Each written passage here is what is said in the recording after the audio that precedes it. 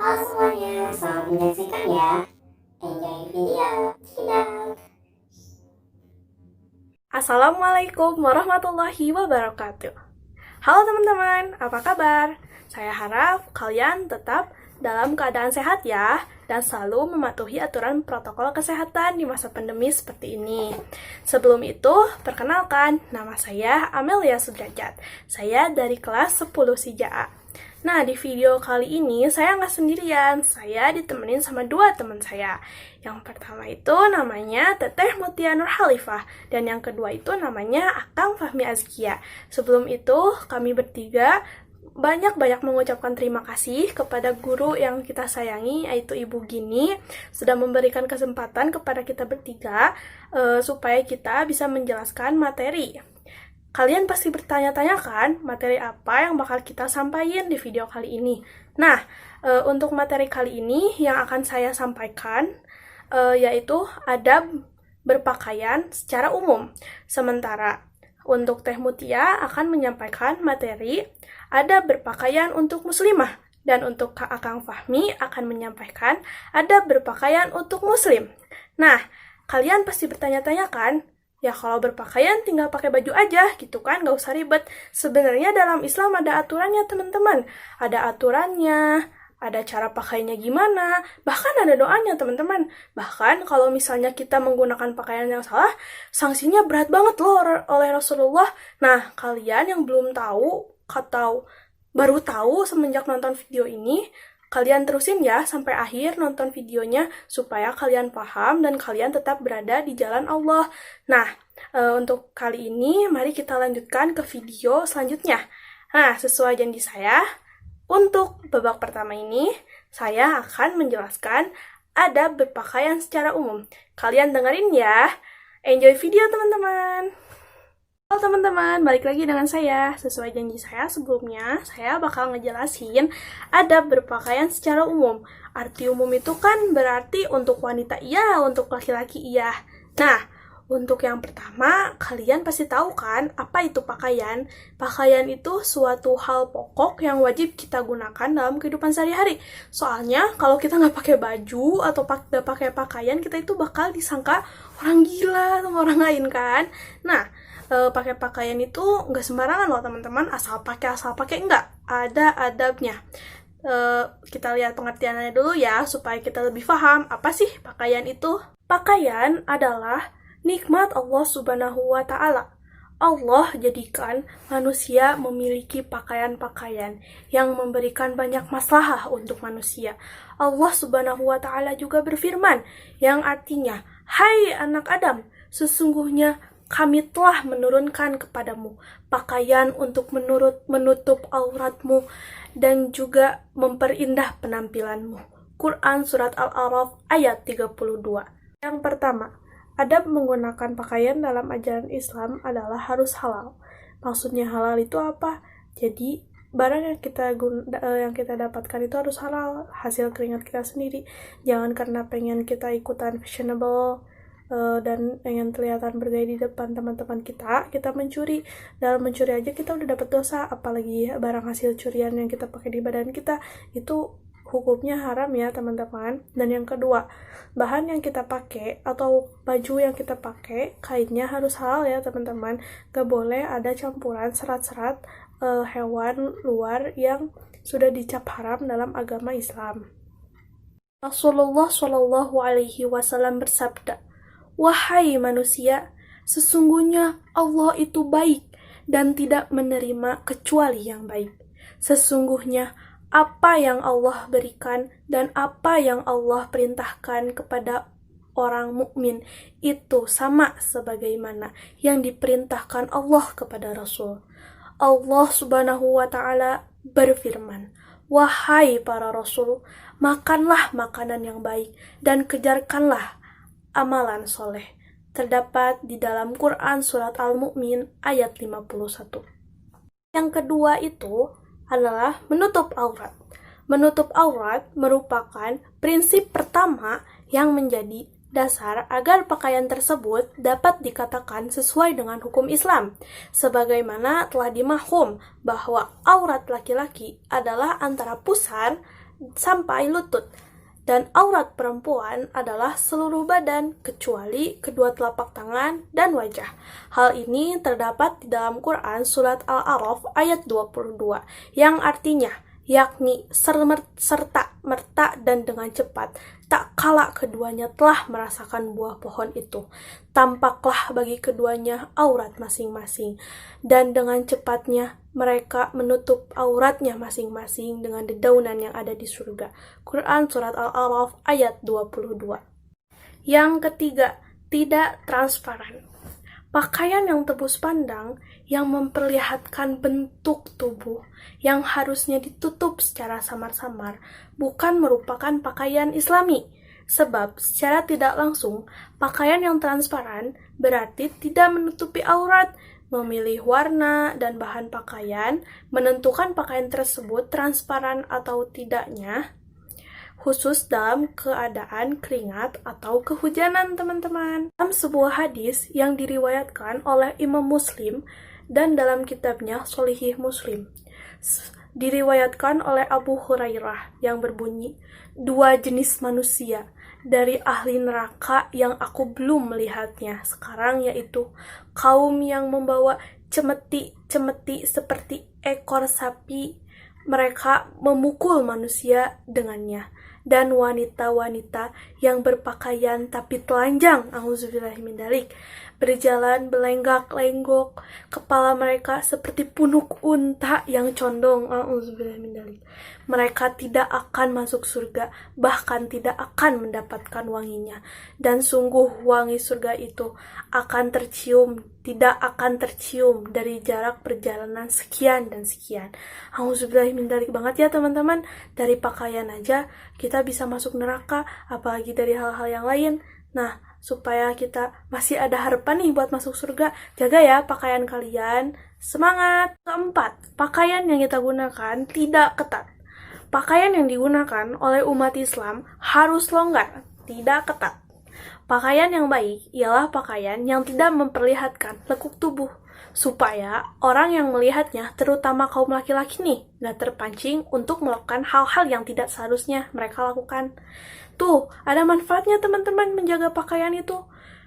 Preman aja gak akan terpancing ya sama yang menutup aurat, soalnya apa yang dilihat. Sementara wanita nih ya khususnya, yang pakai pakaiannya terbuka, lekukannya tubuh terbentuk gitu kan, jadi preman tuh tergoda gitu. Ternyata ada manfaatnya juga teman-teman menjaga pakaian secara Islam, teman-teman. Semangat ya, istiqomah. Syarat yang kelima, tidak menyerupai lawan jenis. Maksudnya, sebagai wanita kita nggak boleh pakai pakaian laki-laki, begitupun laki-laki nggak boleh pakai pakaian wanita. Dalam sebuah hadis yang terdapat dalam Sahih Bukhari yang berbunyi sebagai berikut, diriwayatkan Ibnu Abbas radhiyallahu anhu berkata, Rasulullah Shallallahu Alaihi Wasallam melaknat laki-laki yang menyerupai perempuan dan perempuan yang menyerupai laki-laki. Auzubillahimindzalik teman-teman, kita aja itu baru dilaknat sama Rasulullah, belum lagi nanti dilaknat sama Allah. Auzubillahimindzalik. Sebagai umat muslim yang baik, kita harus menjaga pakaian dan menempatkan badan kita ini semestinya ya. Kalau wanita, pakai pakaian wanita. Kalau laki-laki, pakaian laki-laki. Jangan seperti foto ini ya. Jangan dilarang kelas ya teman-teman ya. Supaya kita selamat di dunia akhirat insya Allah. Yang keenam, syaratnya adalah memulai menggunakan pakaian itu dari sebelah kanan. Ini ya, kalau sebelah kanan dari aku tuh, jadi pakai pakaian sebelah kanan gitu. Nah, gini katanya, hendaknya memulai pakaian dari sebelah kanan. Dari Aisyah radhiyallahu anha, ia berkata, Nabi Shallallahu Alaihi Wasallam dirinya mendahulukan yang kanan dan memakai sandal, menyisir, menggunakan baju, makan ya tentunya, masuk masjid, masuk rumah, kecuali kita masuk kamar mandi, kita nggak boleh ya pakai tangan kanan ya, pakai kaki kanan ya teman-teman, harus pakai kaki kiri. Itu diriwayatkan dari dalam kitab Al-Bukhari Muslim nomor 169. Syarat yang ketujuh, tidak menyerupai pakaian orang kafir seperti gambar di sini.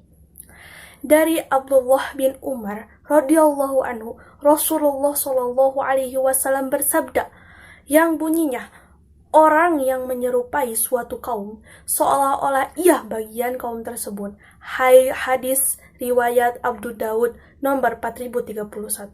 Disebut menyerupai orang kafir jika suatu pakaian menjadi ciri khas orang kafir, ataupun pakaian yang sudah menjadi budaya keumuman orang, tidak menjadi ciri khusus orang kafir, maka tidak disebut menyerupai orang kafir walau berasal dari orang kafir. Segitu dulu ya penjelasan dari Amel. Terima kasih buat teman-teman yang udah nonton dari awal sampai akhir bab materi Amel. Nah, buat kalian yang masih belum paham apa sih yang disampaikan sebenarnya sama Amel gitu, kalian harus banget nyimak materi yang disampaikan sama Teh Muti sama Akang Fahmi. Mereka tuh lebih menarik cara menyampaikan materinya. Jadi dipersilahkan kepada Teh Muti untuk menyampaikan materinya. Terima kasih ya untuk teman-teman. Wassalamualaikum warahmatullahi wabarakatuh untuk saya pribadi. Assalamualaikum warahmatullahi wabarakatuh. Jadi di sini saya Mutian Khalifah akan menjelaskan tentang adab-adab khusus bagi wanita. Yang pertama ada menutup aurat wanita. Seperti Allah Ta'ala berfirman, "Hai Nabi, katakanlah kepada istri-istrimu, anak-anak perempuanmu, dan istri-istri orang mukmin, hendaklah mereka mengulurkan jilbabnya ke seluruh tubuh mereka. Yang demikian, itu supaya mereka lebih mudah dikenal, karena itu mereka tidak diganggu, dan Allah adalah Maha Pengampun lagi Maha Penyayang." Dari Quran Surat Al-Ahzab ayat 59. Jadi dari poin pertama ini, kita sebagai wanita harus menutupi aurat sesuai ketentuan yang sudah ada, seperti dalil tadi dijelaskan. Lalu poin nomor 2 ada tidak berfungsi sebagai perhiasan. Busana wanita muslimah hendaknya tidak menjadi perhiasan yang memperindah wanita yang memakainya di depan para lelaki, sehingga menimbulkan fitnah bagi mereka. Allah Ta'ala berfirman, "Janganlah mereka menampakkan perhiasan mereka." Dari Quran Surat An-Nur ayat 31. Lalu poin yang ketiga ada kainnya tebal, tidak tipis, dan tidak memperlihatkan lekuk-lekuk tubuh. Busana muslim hendaknya tebal dan tidak tipis, serta tidak memperlihatkan lekuk-lekuk tubuh. Usama bin Zaid radhiyallahu anhu pernah berkata, Rasulullah shallallahu alaihi wasallam pernah memakaikanku baju kutbiyah yang tebal.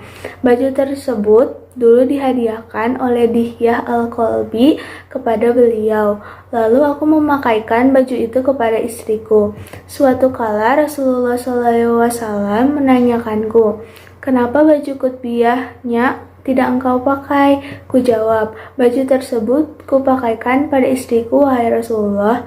Beliau berkata, "Suruh ia memakai baju lengkap di dalamnya, karena aku khawatir kutbiyah itu menggambarkan bentuk tulangnya." Dari hadis riwayat Dia Al-Maqdisi dalam Al-Mukhtar 1/441 dihasankan oleh Al-Albani.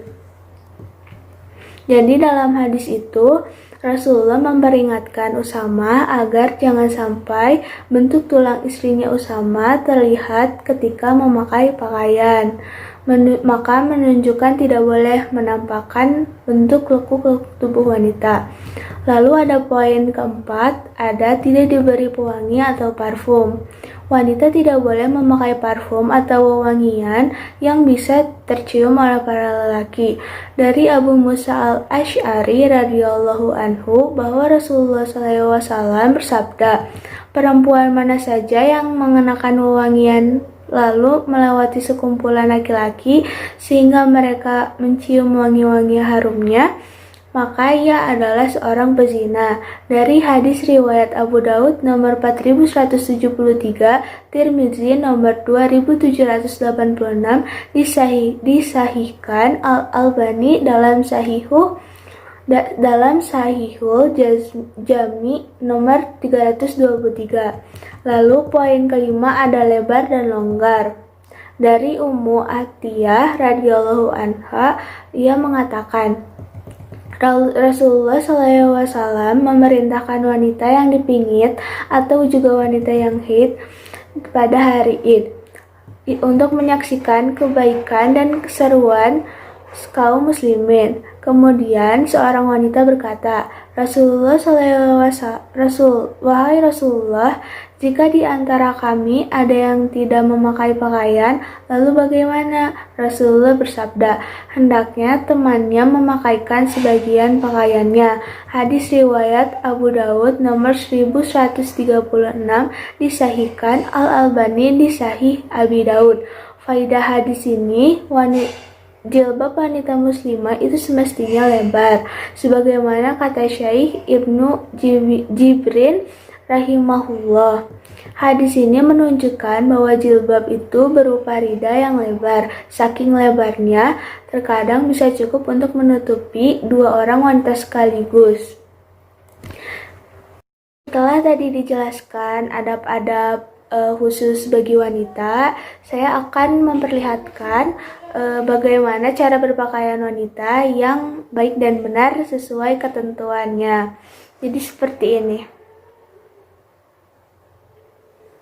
Terlihat?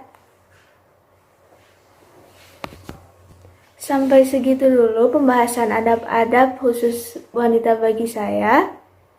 Selanjutnya akan dilanjutkan oleh Fahmi membahas adab khusus bagi laki-laki. Sekian, Assalamualaikum warahmatullahi wabarakatuh. Bismillahirrahmanirrahim. Assalamualaikum warahmatullahi wabarakatuh. Perkenalkan, nama saya Fahmi Azkia dari kelas 10 SIJA. Di sini, saya akan mempresentasikan tentang adab khusus bagi laki-laki. Simak video berikut ya. Jangan di-skip. Adab khusus bagi laki-laki yang pertama adalah menutup aurat. Batasan aurat laki-laki adalah dari pusar sampai lutut, berdasarkan hadis yang diriwayatkan oleh Al-Baihaqi, yaitu yang artinya yang di bawah pusar dan di atas kedua lutut adalah aurat. Yang nomor 2, tidak memakai emas. Dari Abu Musa Al-Asy'ari radhiyallahu anhu bahwa Rasulullah SAW bersabda, dihalalkan emas dan sutra bagi wanita dari kaum umatku, dan diharamkan bagi kaum laki-lakinya. Hadis riwayat An-Nasa'i nomor 5163. Maka tidak diperbolehkan lelaki menggunakan emas dalam bentuk apapun, baik cincin, kancing baju, kalung, dan sebagainya. Yang ketiga, tidak boleh memakai sutra. Laki-laki muslim dilarang untuk memakai pakaian dari sutra. Dari Abu Sa'id Al-Khudri radhiyallahu anhu bahwa Rasulullah SAW bersabda, barang siapa yang memakai pakaian dari sutra, dia tidak akan memakainya di akhirat, walaupun ia masuk surga dan penduduk semua di sana memakainya, namun ia tidak memakainya.